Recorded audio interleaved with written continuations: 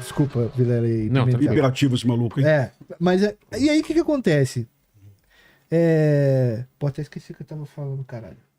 A gente estava falando dos governadores. Ah, sim. Criou-se a tendência. O Roberto só. Criou-se a tendência e aí todo mundo vai pegar uma carona. O governo federal, ele percebeu que ele estava atrasado nas ideias. É. Porque ele estava fazendo uma leitura sobre a letalidade, né? Ele pensou assim: bom, vamos esperar umas horas para ver se essa letalidade vai surtir mal ou como que vai surtir isso daí.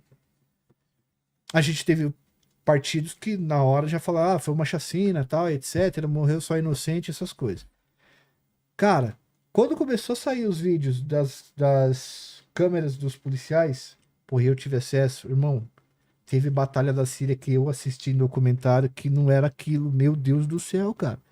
E aí essa letalidade, na verdade, fez com que a população apoiasse a operação. Uma vez a população apoiando isso, lógico que os governantes eles vão para esse lado. O Lula começou a se mexer, entendeu? Começou a se mexer. Mas antes disso, Joel, o parceiro do Lula no Rio de Janeiro, candidato a governador, Eduardo Paes, prefeito da cidade, da capital, já tinha se posicionado a favor da operação, Já tá? tinha, né? Nas primeiras horas do dia, o Eduardo Paes já estava ali declarando a favor da operação. Tá? Ele falou para contar com ele, né? Exatamente. Isso é muito forte, cara. Isso é muito forte. Então, assim, eu tô percebendo com o Joel a mesma dinâmica, Vilela. Eu tô percebendo, por exemplo, tem um deputado do PT... Cláudio esteve aqui Contigo? Não, mas esteve aqui em São Paulo também para falar com o Tarcísio também. A conversa, não sei o que saiu disso também. E depois se falar sobre as 10 novas operações que ele falou que vai fazer também, né? Mas eu pedi pra tu perguntar lá, tu não sei se tu perguntou, né? Sobre- Vou assistir, se ele vai ser o Bukele do Brasil. Claro que eu E aí, perguntei. o que ele falou? Tem que perguntei. assistir? Ele deu uma desconversada lá, mas respondeu sim. Ele falou que é uma referência, mas assistam lá o corte É sobre mesmo, isso. é? Mas ele ficou constrangido quando tu perguntou? Não, de o maneira Castro? alguma. É? Esse cara perguntou se o Cláudio vai ser o Bukele do Rio de Janeiro. Então, os caras já tá fazendo montagem com o rosto dele No corpo do Bukele? É. Não, por que que Coloca eu o tô... Bukele aí pra... Esse é o Eduardo Paes, prefeito do Rio de Janeiro? Esse é o prefeito do Rio de Janeiro, né? É. O que eu ia te falar aqui... Mas tem gente... Tem gente já fazendo isso, colando ele mesmo na figura do Bukele. Todo mundo tá tem- ajustando o discurso. Tu cara. tem um público aqui muito novo, então pouca gente vai lembrar do que eu vou te contar aqui. Tá. Esse cara lembra porque ele é pesquisador. Alckmin, ele assumiu o governo do Mário Covas morreu, ele não tinha expressão política no Estado, era desconhecido nacionalmente, e a polícia militar cercou um ônibus no Castelinho. Matou 13 bandidos do PCC. Eram chefes, inclusive. E aí, resultado, o Alckmin explodiu nas pesquisas de São Paulo. A população de São Paulo adorou, Abraçou, eu lembro. abraçou. Depois essa operação foi investigada, desconfiava lá que foi execução, teve inquérito e tal. Esquece. A população aplaudiu e ponto final. E os policiais foram condecorados e tal. Foi uma bela operação da Polícia Militar de São Paulo. Eu acho que da rota do COI e do GAT, né? Foi isso, não? E o Gradig foi uma Tinha um bandido infiltrado, né? Tinha um bandido infiltrado. Tinha que trouxe polícia infiltrada. A polícia, a Gradig era uma pequena... um órgão. Um órgão que foi feito só para essas operações de infiltração. Então tinha policiais militares infiltrados entre os bandidos e um cara do PCC entregou, passou para os caras um roubo que os caras poderiam fazer. Foi os Que o roubo nem existia, na verdade. O roubo não existia. E aí a polícia socou lá no... Pegou os caras.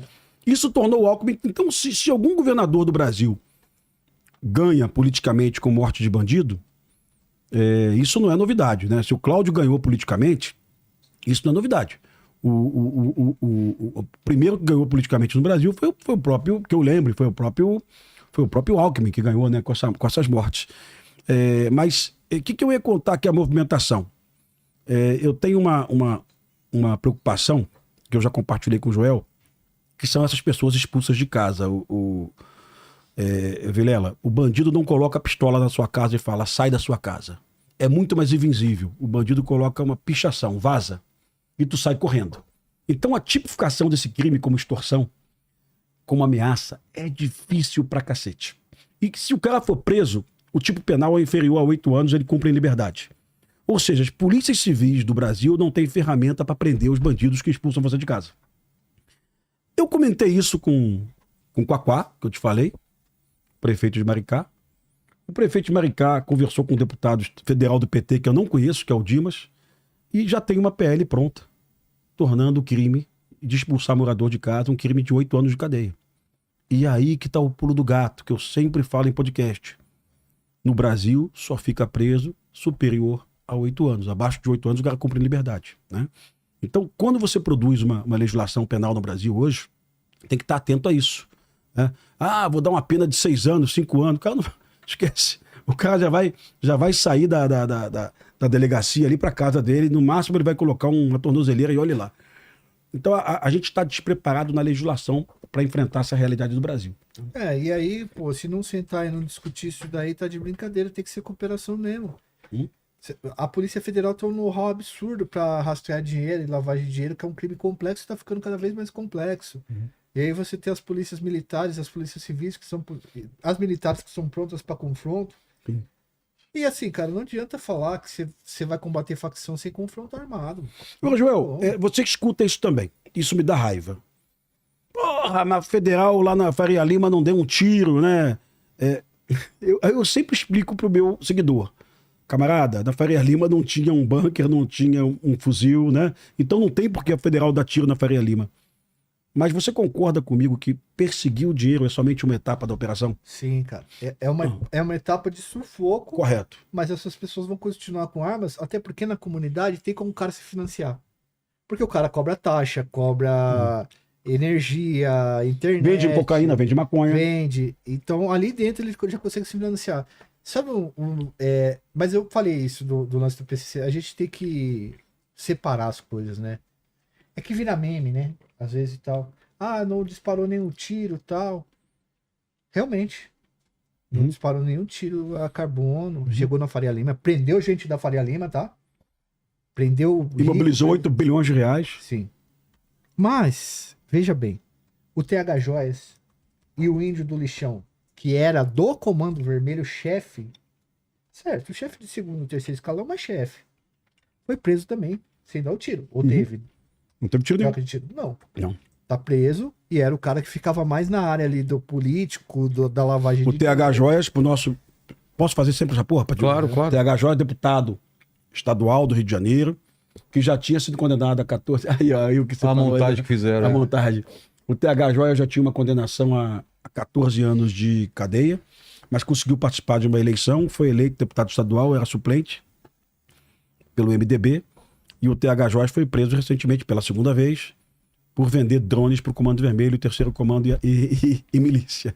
Deputado estadual do Rio de Janeiro, do MDB, nessa confusão, né? Então, isso faz com que a gente pense realmente, será que é só Operação em Favela? Certamente não é. Operação em Favela é um pedacinho. Buscar o dinheiro é mais um pedacinho. Prender as lideranças é mais um pedacinho. Combater a corrupção nas casas legislativas é mais um pedacinho. Né? E assim por diante, né? E aí que tem o lance da cooperação, cara. Você precisa do governo federal, do governo estadual e do governo municipal. Aí diminui a letalidade. Sim. Absolutamente, porque quanto mais você consegue... Cara, é que assim, cara, eu acho foda. Como eu fui professor muitos anos na minha vida, sempre que a gente prendia um moleque pro crime, eu não vou chamar os caras de menino não, senão você fica bravo. Não. Mas sempre que eu perdi um Depois moleque... de 12 anos eu tinha... Não, mas eu tô falando dos meus alunos. Sempre que eu perdi um moleque pro crime, e eu perdia, né? Você fala assim... Perdeu muito, Joel? Alguns. É que aqui é diferente do Rio de Janeiro, mas eu perdi alguns pro crime. Você fica, mano, você fica lesado. Mas era pro 157 ou pro tráfico? Era o quê? O 57 tráfico. Basicamente, tá? Você fica muito triste, sabe, Pimentel? Tem professora que chora, às vezes você dá uma coisa ruim assim, porque você acha que você poderia ter salvado ele dessa vida, que você sabe que é uma vida que não vai adiantar de nada, cara. Tá ligado? O cara vai... a expectativa de vida no crime é 5 anos. Bucha de canhão é 5 anos. E aí você vê esses caras, molecada, entrando pro crime, que hoje não entra pra ganhar dinheiro, tá, irmão? Vamos atualizar todo mundo nas ideias. Não entra pra ganhar dinheiro. Entra pra ganhar status no Instagram. Eles publicam... Eu mapeei mais de 50. Eles pegam, fazem um Instagram, ficam postando foto de fuzil e de moto andando pela comunidade, e aí eles vão aumentando esse Instagram. Daí nesse Instagram eles vão lá e divulgam jogo ilegal, Não Aparece sabia disso, esses João. outros. Não É. sabia disso, cara. Então você pega muitos daqueles caras que morreram, aqueles moleques que morreram, eles têm 200, 300 mil seguidores, 50 mil, 60 mil, 70 mil seguidores, porque eles são influencers, então eles entram no crime e isso possibilita que eles possam mostrar essas paradas. Hoje, o salário médio, vamos lá, de um cara que fica na boca de fumo, é de 2 a 4 mil reais. Rio de Janeiro é menos que isso, viu? Não, aí Não, dá 2 1.400, contos, 1.400. 1.400, mas 3% do valor arrecadado na cocaína. É muito pouco. Só que você consegue mostrar nos stories e no Instagram esse status, essas fotos e tal. Que é o que acontece com boa parte das pessoas. Por exemplo, a mulher ela começa a fazer lá no Instagram, ela começa a mostrar o corpo dela, aí daqui a pouco ela vai ganhando seguidora, daqui a pouco ela faz uns procedimentos e tal. É a mesma coisa que esses casos. Começa com uma pistola, daqui a pouco vai com um fuzil, vai ganhando seguidor, vai ganhando seguidor, vai ganhando seguidor. É esse lance. Agora, todo mundo que canta, que fala de crime, dessas, desapareceu, né? Você percebeu que todo mundo sumiu, né? Depois que morreu todos esses caras. Por que aqueles caras que morreram, cara, de 14 aos 24 anos, que era a grande maioria, era tudo bucha de canhão que o traficante deixou pra morrer. O Doca, ele é um capitalista, cara. O Doca fugiu e os líderes de outros estados também fugiram, tá? Fugiram. Ou então se esconderam na casa e se entregaram pra batalha. Morreu a garotada. Vai lá, morre pra gente aí, seus otários, né? E isso a gente tem que bater muito forte, viu? Agora, Vilela, viu o que ele falou aqui? Por que o jovem tá indo pro crime hoje? Não é por questão de dinheiro, é status, né? Pra poder... Internet. Quando eu vim aqui pela primeira vez, há 2 anos que eu conheci o Também Vilela... é dinheiro, né? Status na internet também é dinheiro. Eu pedi pro Vilela ler o Falcões do MV Bill e do Celso Ataíde. Falcões Meninos do Tráfico. Isso, que é um outro período, né? Que é um livraço do cacete que no final do livro, o MV Bill e o Celso Ataíde pergunta pra molecada da Boca, e por que você tá aqui? E a molecada não fala porque eu tô passando fome em casa. A molecada fala, eu quero status. Eu quero um tênis de marca. Eu quero Ser respeitado. Eu quero ser respeitado. É uma coisa incrível, cara. É realmente sair da invisibilidade social, né? E antes, você tinha meia dúzia de pessoas para quem você se mostrava estando na boca. Uhum. Hoje, no Instagram, você consegue mostrar isso para 100, para 200 mil, para 250 mil. Isso potencializa a entrada do cara dentro do crime, certo? Bom, vamos partir desse princípio que isso aqui é importante. O Doca, ele é milionário. Então, quando a pessoa fala assim, o traficante não tá na favela, está, a gente precisa assumir isso. Eu acho até preconceituoso, às vezes, do meu campo político, achar que um cara que nasceu e cresceu na favela não pode ser milionário lá dentro com empreendimento ilegal como o tráfico de drogas. O Doca era um cara que foi chapeiro, depois ele foi pedreiro. Ele entra pro crime com quase 30 anos de idade. Cascudão. Ele vira um milionário operacional. Em 2006, ele ajuda a organizar aqueles atos que pararam o Rio de Janeiro em 2006, porque os caras iam ser transferidos para presídio federal. Ele organizou. Uhum. E ele é um cara milionário. Um Barci VP é um cara milionário em que os filhos dele são caras que não nasceram e não nasceram e moraram em favela. O filho dele não mora na favela, o filho dele mora no Joá, mora na Barra. E esses caras estão entrando pro crime e estão morrendo de bucha. Porque assim, o cara que levanta o fuzil pra dar tiro na polícia, ele tem que ser neutralizado, velho. Entendeu? E aí um cara desse que vai trocar tiro com o BOP, eu acho que ele não tem nem noção do treinamento que o BOP tem, do que é estar na frente de uma pessoa do BOP. E aí a gente tem que problematizar isso também. Por que esses caras estão entrando pro crime, mano? Porque se a gente não fizer isso, vai ter faccionado no Brasil pro resto dos dias do Brasil. Então é isso que eu falei. Por que a operação, no caso da operação, erro crasso, não ocupar o alemão já com todo o planejamento. Agora com o lance das ocupações da DPF, tem um plano grandão. Eu li o plano, tá? De colocar escola, lazer, uma série de outras coisas que o Estado precisa entrar lá. O Menezes falou com ele sobre isso. O Menezes contou essa história, né? Ele falou isso com Sim. você. E aí fica aquela história que eu tô sendo muito criticado quando eu tô falando isso, né? Às vezes, as pessoas falam sobre a questão estrutural do capitalismo e do cara ir pro mundo do crime por conta disso. E realmente acontece, mano. Por questões estruturais. Mas o cara que tá na ponta na favela, 1%, 0,3% entra pro mundo do crime. Ele tá vendo o filho dele levantando todo dia pra trabalhar, todo dia pra estudar. Cara, esses dias atrás, eu vi um moleque que faz sucesso pra caramba no Instagram, lá da Rocinha. Eu não fiz vídeo sobre ele porque os traficantes assistem meus vídeos também e falei, daqui a pouco acho que eu tô... O moleque, ele ganha R$1 por tijolo que ele sobe. Os caras deixam os tijolos aqui embaixo e ele sobe R$1 por tijolo. Ele consegue tirar no dia 1.500 conto. Por semana ele faz 3 disso daí.